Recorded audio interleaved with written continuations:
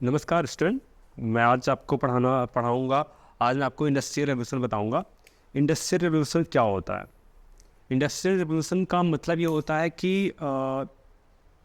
एक तरह से हम कह सकते हैं समाज में जब परिवर्तन आते हैं तो इंडस्ट्रियल रेवोल्यूशन वहाँ पे हर तरह से वहाँ पे मशीनीकरण आता है। ज़्यादातर लोग कृषि पे ना डिपेंड होकर ज़्यादातर लोग डिपेंड होते हैं इंडस्ट्रीज़ पे। तो इंडस्ट्रियल रेवोल्यूशन सबसे पहले कहाँ पे आया? ये सबसे पहले आया था इंग्लैंड में। इंग्लैंड में आया था सबसे पहले, यहाँ पे इंग्लैंड में। और उस वक्त हमारे ये आया कब? ये आया था 18th सेंचुरी में। 18th सेंचुरी में मतलब 1760 से ये स्टार्ट हुआ था, क्योंकि 1760 के पहले इंडस्ट्रियल रेवोल्यूशन नहीं आया था इंग्लैंड में। वहाँ पे आया था एग्रीकल्चर रेवोल्यूशन आया था। एग्रीकल्चर रेवोल्यूशन आया था हमारे इंग्लैंड में। और इंग्लैंड में एग्रीकल्चर रेवोल्यूशन आने के बाद अचानक से कुछ हमारे यहाँ आविष्कार होना शुरू हो गए। और आविष्कार होने में क्या हुआ कि बड़े बड़े मशीन्स हमारे यहाँ आविष्कार होना शुरू हो गए। तो उससे क्या हुआ कि इंडस्ट्री और प्रोडक्शन, उत्पादन की क्षमता हमारे समाज में बढ़ने लगी। और अच्छे जो लोग डिपेंडेंट थे कृषि पर, वो धीरे धीरे बदलते गए। और बदलने के बाद वो पूरी तरीके से जो समाज में कृषि के जो उपकरण थे वो सारे बदल गए। वो सारे बदलने के बाद हमारे यहाँ एक नई तकनीक आई, नई तकनीकी के उपकरण आए। और उस उपकरण के बाद हमारे यहाँ स्टार्ट होता है हमारे इंग्लैंड में इंडस्ट्रियल रेवोल्यूशन। 1760 से स्टार्ट होता है। और उसी वक्त 18th सेंचुरी में दो क्रांतियाँ हुई थी बेटा। और एक क्रांति का नाम था फ्रांस की क्रांति, एक क्रांति थी फ्रांस रेवोल्यूशन। और एक था हमारे यहाँ इंडस्ट्रियल रेवोल्यूशन उसी समय, जो कि हम यहाँ पढ़ेंगे कि एक्चुअली पूरे समाज में उस वक्त जो फ्रांस था वो सबसे अमीर देश था। और सबसे अमीर देश होने के कारण वहाँ पे सबसे ज़्यादा पॉपुलेशन थी। कहा जाता है इंग्लैंड में सबसे ज़्यादा पॉपुलेशन थी। हमारे यहाँ फ्रांस में सबसे ज़्यादा पॉपुलेशन थी। और फ्रांस में सारे कारखाने, 3 गुना ज़्यादा पॉपुलेशन हमारे फ्रांस में था। यहाँ पे फ्रांस में आप देख सकते हैं। इंग्लैंड में उस वक्त आबादी बहुत कम थी और जो हमारा पॉपुलेशन वहाँ का था बहुत कम था। और इसकी वजह से वहाँ पे समृद्धि, आप कह सकते हैं प्रॉस्पेरिटी ज़्यादा अच्छी थी। फ्रांस में ज़्यादा अच्छी थी, इंग्लैंड में कम अच्छी थी। लेकिन फिर भी बहुत सारे विद्वान कहते हैं कि इंग्लैंड में ही क्यों इंडस्ट्रियल रेवोल्यूशन आया। हम बात करते हैं reason for the industrial revolution, क्यों इंग्लैंड में ही आया। तो पहला कारण जो था वो था भौतिक स्थिति के कारण। मीन्स इंग्लैंड समुद्रों के बीच में टिका हुआ है। और समुद्रों के बीच में टिका होने के कारण, इंग्लैंड समुद्रों के बीच में टिका होने के कारण वहाँ पे समुद्र से कोई भी चीज़, सामान का निर्यात, आयात, एक्सपोर्ट इंपोर्ट बहुत आसानी से हो रहा था। और होने के कारण, और दूसरी चीज़ क्या थी, समुद्र से जितनी भी चीज़ें होती थी, चाहे वो आयात हो चाहे वो निर्यात हो, सारी चीज़ें बहुत ज़्यादा प्रभावित की। हमारे अमेरिका इंग्लैंड में अच्छे से प्रभावित की निर्यात आयात इंग्लैंड के लोगों को। इंग्लैंड में समृद्धि कैसे आई? क्योंकि उस वक्त समाज में पुर्तगाल और स्पेन, हम बात करें पुर्तगाल की और स्पेन की बात करें, ये दोनों देशों ने 2 खोज की थी। पहला इंडिया की खोज की थी, दूसरा अमेरिका की खोज की थी। अमेरिका और इंडिया से ज़्यादातर उस वक्त स्पेन और पुर्तगाल ने खोज किया। खोज करने के बाद, डिस्कवरी होने के बाद, इंग्लैंड ने पूरी तरीके से अपना कब्जा अमेरिका के उपनिवेशों पे और इंडिया के उपनिवेशों पे लगा दिया। सब बड़ी बात ये रही कि पुर्तगाल स्पेन तो आविष्कार किए थे, लेकिन आविष्कार करने के बाद भी पुर्तगाल और स्पेन आपस में लड़ते रहे। और लड़ाई की वजह से ये लोग इंडस्ट्रियल रेवोल्यूशन, इंडस्ट्री उनकी बढ़ नहीं पाई। इनकी आर्थिक स्थिति, इकोनॉमिक डेवलपमेंट हो नहीं पाया। और इकोनॉमिक डेवलपमेंट ना होने के कारण केवल एक ही देश दुनिया में उन्नत की राह पे उस वक्त था 1760 के बाद, वो था इंग्लैंड। और भौतिक स्थितियाँ के बारे में बात किया जाए तो उस वक्त जितनी भी कारखाने थी, हम बात करें अगर इंग्लैंड की बात करें उत्तरी पूर्वी दिशा में, वहाँ पे नज़दीक में 2 कारखाने थे। पहला कारखाना था कोयले का, दूसरा कारखाना वहाँ पे जो था वो लोहा का था। पहला कोयले का, दूसरा लोहा का था। ये दोनों कारखाने अगर किसी देश में नज़दीक में होंगी तो वो देश कम खर्चे में अच्छे से विकास कर सकता है। तो इंडस्ट्रियल रेवोल्यूशन के कारण क्या था, भौतिक स्थिति के कारण वहाँ पे समुद्र से घिरा होने के कारण हर जगह से माल निर्यात आयात से कच्चा माल आ सकता था, इसलिए यहाँ पे बहुत ज़्यादा हमारे इंडस्ट्रियल रेवोल्यूशन होने का पहला कारण मानते हैं हमारे इतिहासकार। दूसरा कारण क्या था, इंग्लैंड में स्वतंत्रता। सबसे बड़ी बात क्या है, इंग्लैंड में 1688 को एक क्रांति हुई थी, 1688 को। इस क्रांति में निरंकुश राजतंत्र खत्म हो गया था, समाज में वहाँ पे स्वतंत्रता थी, हर एक इंसान को प्रोत्साहन दिया सरकार, वहाँ पे सबको छूट दी थी, मुक्त व्यापार था। इंडिया की तरह नहीं, इंडिया में लाइसेंस राज था, और इंडिया में लाइसेंस राज की वजह से हमारा देश आगे बढ़ नहीं पाया। सबसे पहले दुनिया में अगर कहीं भी स्वतंत्रता की भावना आई 1688 में, वो सबसे पहले इंग्लैंड में आई थी। इंग्लैंड में आने के कारण यहाँ पे कोई भी उद्योगपति हो, अपने यहाँ अगर कोई आपको दुकान भी कम चलाना था, कोई छोटी सी इंडस्ट्री भी लगानी थी, तो भी यहाँ पे लाइसेंस लेना पड़ता था। वहाँ पे मुक्त बाजार था, और वहाँ पे बड़े बड़े जो हमारे वैज्ञानिक हैं वो आ गए थे। उन वैज्ञानिक में एडम स्मिथ आपने सुना होगा, उन्होंने वेल्थ ऑफ नेशन की किताब लिखी थी। उन्होंने कहा था अगर मुक्त व्यापार आ गया, फ्री ट्रेड पॉलिसी आ गई, तो जाहिर सी बात है कि वो देश आगे बढ़ेगा। मतलब प्रोडक्शन ज़्यादा होगा तो जाहिर सी बात है देश आगे बढ़ेगा, इंडस्ट्रीज बढ़ेंगी, प्रोडक्शन ज़्यादा होना, वो एडम स्मिथ ने कहा था। तीसरा क्षेत्र है व्यापारिक क्षेत्र। व्यापारिक क्षेत्र तीसरा पॉइंट हमारा, व्यापारिक क्षेत्र में क्या क्या बदलाव आ रहे थे। 16th सेंचुरी की बात है, 16th सेंचुरी में ही देश, इंग्लैंड की सबसे खास बात क्या थी, 16th सेंचुरी में इसने क्या किया, अमेरिका के कनाडा जैसे जगह पे, इंडिया में इन्होंने क्या किया कि बहुत ज़्यादा लूट मार की। इनके यहाँ थोड़ा जब धीरे धीरे आविष्कार में मेनली क्या था, आविष्कार होना शुरू हो गया था। आविष्कार की वजह से बड़े बड़े कल कारखाने इनके यहाँ बनने लगे थे, और उस बनने की वजह से इन्होंने व्यापारिक क्षेत्र में काफ़ी ग्रोथ किया, क्योंकि इन्होंने इनके इंडस्ट्रियल ग्रोथ होने में पीछे कारण ये था कि इंडिया से और अमेरिका से इन्होंने काफ़ी पैसा धन लूट कर अपने देश में कारखाने स्थापित किए, इंडस्ट्री स्थापित की। दूसरी चीज़ और क्या है कि 1757 में प्लासी की लड़ाई हुई थी, प्लासी युद्ध हुआ था अपने देश में। प्लासी वार में ब्रिटेन जीत गया था, इंग्लैंड जीत गया था, और इंग्लैंड जीतने के बाद सारा का सारा कहा था 1000 करोड़ लाखों करोड़ रुपए यहाँ से लूट के उसको वहाँ पे ले जाकर, इंग्लैंड में ले जाकर, अपने देश से लूट के, इंडिया से लूट के लाखों करोड़ रुपए ले जाके इंग्लैंड में कारखाने लगाए थे। तो इस तरीके से व्यापार क्षेत्र इनका जो उन्नत में था, वो रीज़न इसके पीछे यही था कि इंडिया और अमेरिका के देशों से इन्होंने काफ़ी पैसा लूटा था, और इनके यहाँ इंडस्ट्रीज बढ़ने शुरू हो गई, क्योंकि कारखाने के लिए पैसा चाहिए था, और पैसा तभी आता जब इन देशों से उनको मिलता।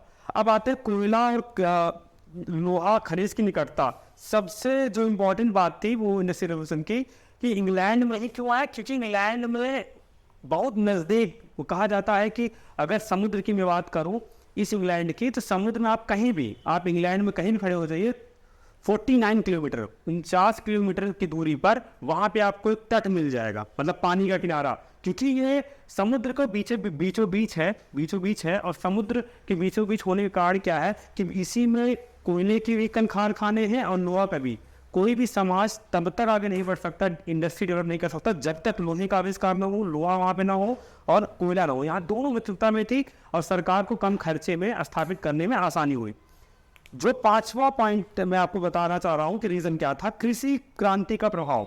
सबसे बड़ी जो कृषि क्रांति की प्रभाव थी, वो बात की जाती है 1760 के पहले, 1760 के पहले वहाँ पे कृषि क्रांति आ चुकी थी। कृषि क्रांति आ चुकी थी इंग्लैंड में। यहाँ पे कृषि क्रांति का सबसे बड़ी बात जो हमें आपको समझना होगा वो ये है कृषि क्रांति के बारे में, कि यहाँ पे नए उपकरण, खेती करने के नए उपकरण जो है कि लगाए गए थे, और उस खेती करने के नए उपकरण जो थे, वो जो मजदूर था, मजदूर बेकार हो गया। जब मजदूर बेकार हो गया तो क्या करेगा वो बेकार होने के बाद वहाँ के मजदूर बेकार हो गए वहाँ के, और स्त्रियां और बच्चे भूखे मरने लगे। तो इनको बहुत कम पैसे में इंडस्ट्री में काम मिल गया कम पैसे में। जो हमारे इंडस्ट्रियलाइजेशन, जो इंडस्ट्रियल रेवोल्यूशन हो रहा था, जो कल कारखाने लग रहे थे, उसमें लोगों की जो मजदूर की कमी थी वो पूरी हो गई थी, क्योंकि कृषि उद्योग आ गया था, कृषि क्रांति आ चुका था। कृषि क्रांति से ही मजदूर बेकार हो गए, और बेकार होने के बाद इनकी ज़रूरत थी, ये कम पैसे में काम करना शुरू कर दिए, इसलिए इंडस्ट्रियल रेवोल्यूशन बढ़ा। जो रीज़न था इंडस्ट्रियल रेवोल्यूशन क्यों बढ़ा, आते हैं 6 पॉइंट में। धन की प्रचुरता के कारण ही इंडस्ट्रियल रेवोल्यूशन इंग्लैंड में हुआ, क्योंकि धन, पैसा, मैंने पहले बताया, पैसा जो है कि इनका जो है हर देशों से, इंडिया, यूएसए, कहा जाता है यूएसए के एक, कनाडा के एक छोटे से प्लेस में, यहाँ से इन्होंने काफ़ी लूटमार की थी। और कहा जाता है यहाँ पे कपास और कह सकते हैं आप तंबाकू, चीनी, सारी चीज़ की प्रचुरता मात्रा में होती थी यूएसए में, और उन सब चीज़ों को ये लोग लूट मार करके लाते थे, और इससे इनके यहाँ किसी भी चीज़ की धन की कमी नहीं होती थी, और इसलिए इंडस्ट्रियल रेवोल्यूशन यहाँ पे बढ़ा। 6.7 पॉइंट उपनिवेशों की प्रचुरता, लगातार इनके यहाँ फैक्ट्री और नए नए उपकरण बनते जा रहे थे, मशीन लगातार आ रहा था, आने की वजह से इनको कच्चे माल की जरूरत हो रही थी। तो कच्चे माल के लिए इन्होंने साम्राज्यवाद का नीति अपनाई, उपनिवेशवाद का नीति अपनाई। इससे इन्होंने दुनिया के और देशों को, अफ्रीका को, इंडिया को, एशिया को, सारे देशों को अपना उपनिवेश बना लिया। उपनिवेश बनाने के बाद वहाँ से उन्होंने धन लूटना स्टार्ट किया, और धन की प्रचुरता बढ़ने से इंडस्ट्रियल रेवोल्यूशन यहाँ पे बढ़ा।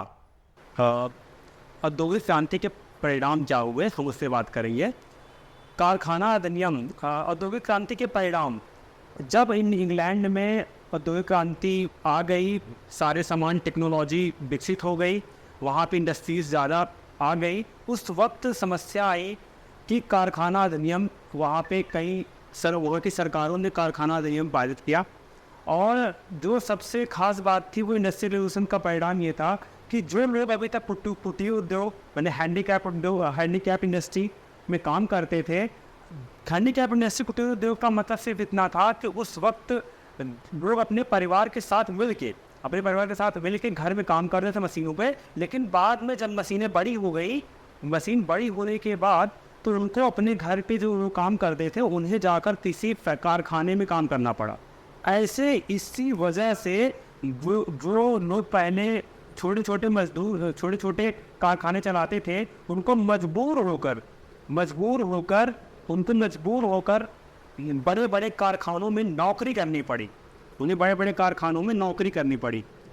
तो यहाँ पे हमें समझना होगा कि इंडस्ट्रियल रेवोल्यूशन का परिणाम ये हुआ कि लोग जो घर में किसी चीज़ को बनाते थे छोटे फैक्ट्रियों में, वो अब क्या करना शुरू कर दिया। अब बड़ी फैक्ट्रियाँ आने थी तो उनकी मजबूरी थी, उनके उद्योग धंधे, छोटे छोटे धंधे बंद हो गए थे। जैसे मैं बात करूँ बीड़ी सिगरेट की बात करूँ अपने यहाँ, सिगरेट पहले क्या होता था, कुटीर उद्योग में लोग उसको हाथ से बनाते थे, लेकिन बाद में बड़ी बड़ी फैक्ट्रियाँ आने से लोगों की नौकरियाँ छिन गई, और लोगों काम छिन गए, उससे नौकरी का पैसा आना पड़ा। तो लोगों के लिए ये इम्पोर्टेंट था, क्योंकि उच्च प्रोडक्ट के अच्छे कम दाम में मिलते थे। सबसे बड़ी बात है, हम आते हैं तो सबसे बड़ी बात जो हमें दिखता है परिणाम जो इंडस्ट्रियल रेवोल्यूशन का है, वो ये है कि जो यहाँ पे मजदूर थे, जो नौकरी करने वाले मजदूर थे, इनकी स्थिति बहुत दयनीय थी। ये भाग के शहर आए थे, और शहर में आने के बाद इनके साथ ऐसा हुआ कि इनको ना तो घर मिला, सारे लोग शहर आ चुके थे, इनको कमरा, इनको गंदी बस्तियाँ मिली। गंदी बस्तियों के साथ साथ इनका जो जीवन था वो बहुत नरकी बन चुका था, और इनको 12 घंटे से 18 घंटे ड्यूटी करनी पड़ती थी। इतनी सारी दिक्कतों के बाद सरकार के सामने सबसे बड़ा जो मुद्दा था वो मजदूर का था। मजदूर का सबसे बड़ा मुद्दा था। मजदूर की स्थिति बहुत चिंतनीय थी,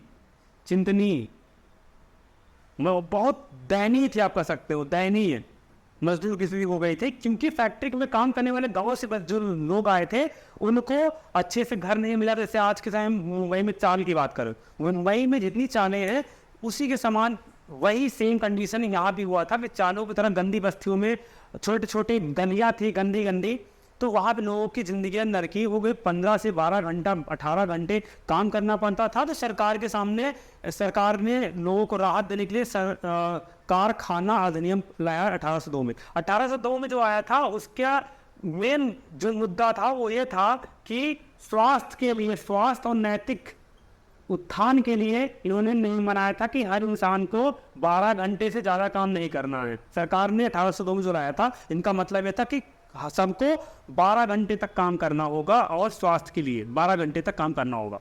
फिर 1819, 1833 ऐसे लगातार बदलाव आए। 1819 बदलाव ये आया कि कोई भी लड़का जो 9 साल का हो गया है, 9 साल से अगर कम है तो वो फैक्ट्री में काम नहीं कर सकता। 9 साल से अगर छोटा होगा तो फैक्ट्री में काम नहीं। 9 साल से अगर आप बड़े हैं और 16 साल तक हैं आप, तो आप काम कर सकते थे। और कितने घंटे? 12 घंटे। बाद में 12 घंटे को फिर कम किया गया। 1933-1942 के टाइम 12 घंटे कम किया गया और ये कर दिया गया 6.5 घंटे। बाद में जो बच्चे 8 साल से 16 साल के बीच में थे, जो बच्चे, उनको 6.5 घंटे कर दिया गया, लेकिन महिलाओं को 12 घंटे ही काम करने पड़ते थे उस वक्त। तो सरकार कारखाना अधिनियम ला के सबकी जिंदगियां, जो लोग जो काम करने मजदूर आए थे उनके लिए कुछ व्यवस्था बना रही थी।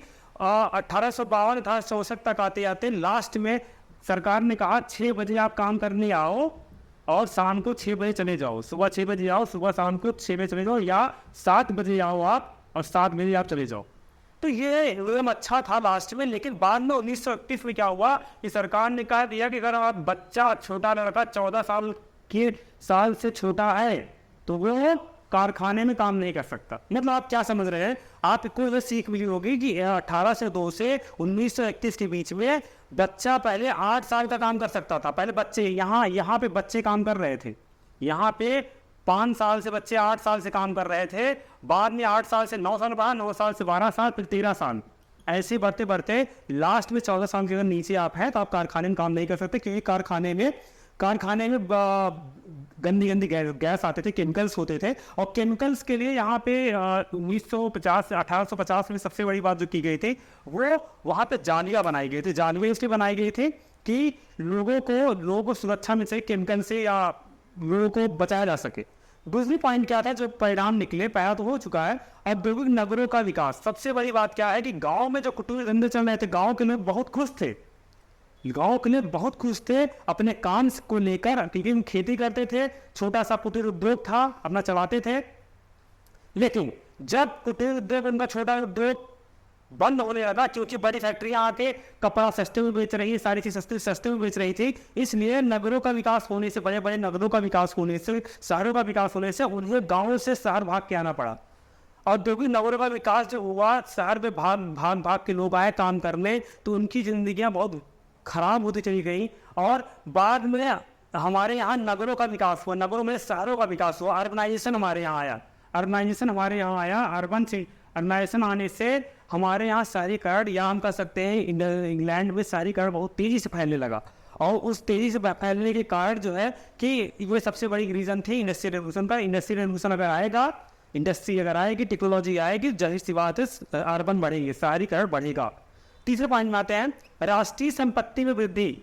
राष्ट्रीय संपत्ति में वृद्धि का सबसे बड़ा कारण ये था कि जब अपने यहाँ इंडस्ट्रियल रेवोल्यूशन यूरोप में आया था तो सबसे खास बात क्या थी? प्रोडक्शन हो रहा था वहाँ पे। सबसे बड़ी बात थी लगातार नए कपड़े, नए सामान, नए खिलौने, नए मशीन्स बन रहे थे। उन मशीन के बनने से, प्रोडक्शन होने से पूरी दुनिया में मांग थी, जिसको हम कहते हैं डिमांड। पूरी दुनिया में डिमांड फैल रहा था कि हम इंग्लैंड का ऐसा बना हुआ सामान लेंगे, तो इंग्लैंड पूरी दुनिया को अपनी सामान बेच रहा था। एशिया आप कह दो अमेरिका, आप चाहे जो देश ले लो, आप पे पता चलेगा कि इन्होंने सारे अपने प्रोडक्शन को भेजी, इसलिए इतने पैसे इन्होंने कमाया, मुद्रा कमाया, इतना फॉरेन करेंसी इन्होंने पाया कि बहुत ज़्यादा इनकी वृद्धि बहुत ज़्यादा हुई संपत्ति में इनके यहाँ।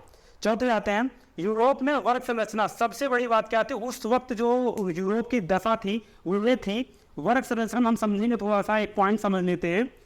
जो यूरोप की स्थितियाँ थी वो थी कि पहले वहाँ पे होते थे सामंत होते थे सबसे ऊपर, फिर पादरी और फिर मध्यम वर्ग। सामंत, या हम कह सकते हैं कुलीन वर्ग क्या काम था? ये टैक्स लेते थे, टैक्स नॉर्मल लोगों से। और पादरी क्या करते थे? पादरी धर्म का, मतलब कि इनका चर्चों पर अधिकार था, चर्च पर अधिकार था इनका, और चर्च के लिए इन्हें टैक्स देते थे। और मध्यम वर्ग क्या करता था, बेचारा कृषि करता था, खेती करता था और लोगों को टैक्स देता था। तो बहुत दयनीय थी। जैसे इंडस्ट्रियलाइजेशन आया तुरंत क्या हुआ कि जो सबसे इंपॉर्टेंट हो गया वो पूंजीवाद आ गया। पूंजीवाद पहला हो गया हमारे यहाँ। वर्ग जो बढ़ गए पूंजीवाद, और मध्यम वर्ग आ गया। और तीसरा है मजदूर। आज समाज में जो इंग्लैंड में इंडस्ट्रियलाइजेशन आने के बाद पूंजी वर्ग कौन था, जिसका उत्पादन में आप कह सकते हैं अधिकार था, उत्पादन का स्वामित्व किसी के पास है, जो पूंजीवाद था। और मध्य वर्ग कौन था, जो पढ़ा लिखा था, जो समाज में कुछ पढ़ा लिखा था, वो कुछ पढ़ लिया था, टीचर हुए, डॉक्टर हुए, ये लोग मध्यम वर्ग के थे। और मजदूर कौन था, जो काम करता था, जो काम करता था। अब आते हुए तो वर्ग संरचना इस तरीके से बदलाव आया। फिर साम्राज्यवाद का उदय के पीछे कारण यही था कि पूरे दुनिया पे इनके प्रोडक्शन, कच्चा माल इनके यहाँ कम होने लगा था, क्योंकि इंडस्ट्री इतनी ज़्यादा आ चुकी थी कि कच्चे माल, रॉ मटेरियल कहाँ से आए। इसलिए इन्होंने अमेरिका को, अफ्रीका को, एशिया की कंट्रीज़ को अपने औपनिवेशिक तौर से इन्होंने कब्जा करना शुरू किया, और इसलिए इनके यहाँ साम्राज्यवाद का उदय हुआ। और पूंजीवाद का उदय भी हुआ। पूंजीवाद का उदय का मतलब होता है कि अगर इंडस्ट्री आई है, इंडस्ट्री आने से जो सामंत होते थे, जो सबसे ऊपर थे, सामंत जो लोग थे, जो पूरा टैक्स कमाते थे पैसा, इनका इंटरेस्ट ये बढ़ा कि हम क्यों ना फैक्ट्री के मालिक बन जाए। तो सामंत लोग क्या बन गए, सामंत दोबारा क्या बन गए, पूंजीवाद बन गए। इनका नाम जो सामंत पहले था आज हो गया पूंजीवाद, क्योंकि ये जो इंसान फैक्ट्री का मालिक होगा वो पूंजीवाद होगा, वो पूंजीवादी कहलाएगा। तो पूंजीवाद बढ़ने के पीछे कारण क्या था, इंडस्ट्री आने से लोग, जो सामंत था वो बड़े बड़े फैक्ट्रियों को अपने कब्जे में कर रहा था। दूसरी चीज़ और थी कि पूंजीवाद का जो सबसे इम्पोर्टेंट पॉइंट था ये था कि उस वक्त जो सबसे इम्पोर्टेंट पॉइंट था कि बहुत बड़े बड़े मशीन का पैसा लोगों के पास नहीं था, लोगों के पास। अब कहाँ से खरीदे, तो आया एक टर्म आया, एक नई टर्म आई, वो आपको बताना चाहूँगा मैं।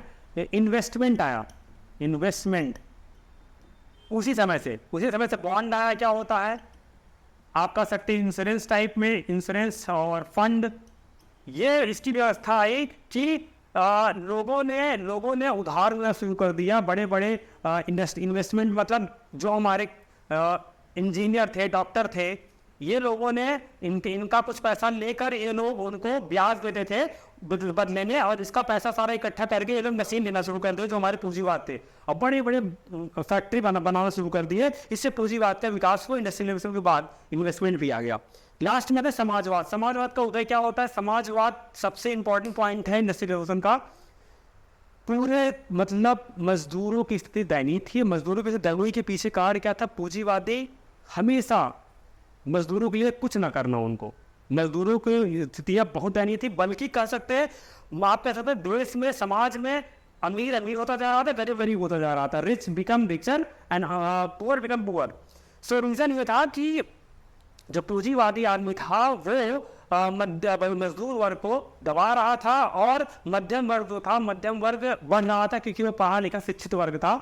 तो इसलिए हमारे समाज में सबसे बुरी हालत थी मजदूरों की। इसीलिए कार्ल मार्क्स जैसे नेता है, उन्होंने कहा मजदूरों अपने लिए, अपने वजूद के लिए उठ जाओ, नहीं तो समाज तुम्हें नीचा ही गिराएगी। तो वहाँ से आंदोलन चला, मजदूर आंदोलन चलने से थोड़ी राहत मिली। तो समाजवाद क्या कहता है, समाजवाद ये कहता है कि जिस समाज में समाज का हर एक इच्छा, आर्थिक, सामाजिक सारे पहलू इंडिविजुअल में व्यावसायिक तौर पे सबको बांट दिए जाए, एक वैश्विक तौर पे सबको बांट दिए जाए। तो समाजवाद का मतलब होता है कि हमें समाज को सबको लेकर चलना है। तो समाजवाद का उदय हुआ इसकी वजह से, क्योंकि उस वक्त सताए जा रहे थे मजदूर वर्ग, उनकी स्थिति बहुत ख़राब थी। हम बात करें डिफरेंट इन्वेंशन इन यूरोप।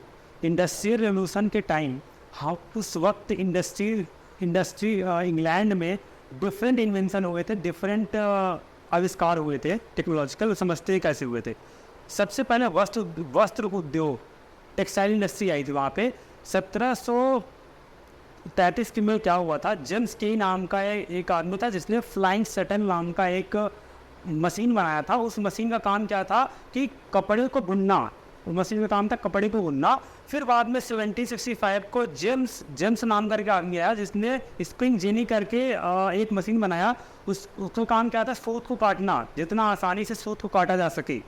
फिर वहाँ पे परिवर्तन हुआ वस्त्र उद्योग में कि सूत काटने के लिए 1769 को रिचर्ड नाम करके एक वाटर फ्रेम का एक आविष्कार हुआ। जो आविष्कार था वो उसका मतलब ये था कि बहुत आसानी से 8 गुना, यह आविष्कार एक ऐसा था जिससे वाटर फ्रेम नाम की मशीन आई थी, जिसकी वजह से 8 गुना कपड़े, सूती कपड़े का जल्दी तैयार होना, बुनना और जल्दी जल्दी कपड़े बनना, ये एक छोटा सा मशीन उन्होंने आविष्कार किया था, जिससे धीरे धीरे कपड़ों की मशीन आविष्कार होते होते यहाँ पे पहुँचे, तेजी से होना शुरू हुआ। और उसके बाद क्या हुआ कि 1779 सैमुअल कांट नाम का एक स्प्रिंग मूले करके नाम का उन्होंने मशीन बनाया। ये मशीन भी था ऐसा कि जिससे कपड़े, जो सूती कपड़े होते थे वो बहुत उच्च कोट मतलब बहुत अच्छे क्वालिटीज़ के कपड़े बनना शुरू हुए। 1785 को टाइम था बेटा पावर लूम।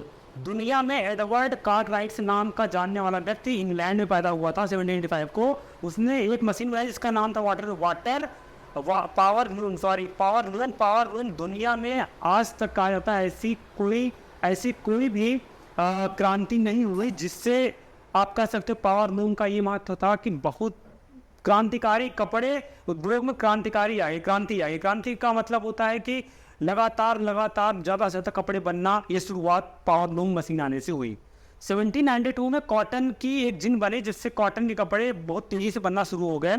तो इससे हमें ये पता चलता है कि 1733 में 18वीं सेंचुरी से किस तरीके से लगातार, अच्छा ये कैसे आया होगा, क्योंकि इंग्लैंड में सरकार जो थी, सरकार इंग्लैंड की वो स्वतंत्र सबको कर दी थी। अपने इंडिया में बात किया जाए तो यहाँ पे लाइसेंस राज था, कोई इंडस्ट्री चला ही नहीं सकता था।